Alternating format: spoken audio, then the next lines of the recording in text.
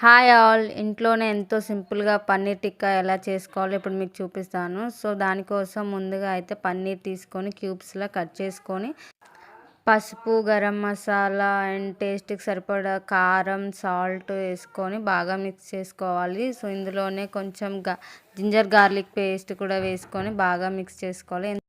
నేను ఈ పన్నీర్ టిక్కాని ఎయిర్ ఫ్రైయర్‌లో చేస్తున్నాను. సో, అందుకని మ్యారినేట్ చేసిన పన్నీర్ టిక్కా అంతా నేను సెట్ చేసిన తర్వాత దానిపై ఆయిల్ పెట్టేసి నేనైతే దీన్ని ప్రీ హీట్ చేస్తున్నాను.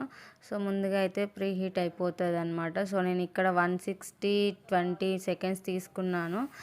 సో, ఇక్కడైతే హీట్ స్టార్ట్ అయిపోయింది. సో, మనకైతే మధ్యలో ఫుడ్ టర్న్ అనే సిగ్నల్ అయితే వచ్చింది. సో, ఇక్కడైతే నేను ఫుడ్ టర్న్ చేశాననమాట. సో, పన్నీర్ అంతా టర్న్ చేసి మళ్ళీ స్టార్ట్ చేశాను. సో, టైం అయిపోయిందనమాట. సో, మనకి ఎండ్ అనేది కూడా చూపిస్తది. సో, చూడండి ఎంత సాఫ్ట్‌గా కుక్ అయ్యాయో. టేస్ట్ చాలా బాగుంది. మీరు కూడా ట్రై చేసి చూడండి.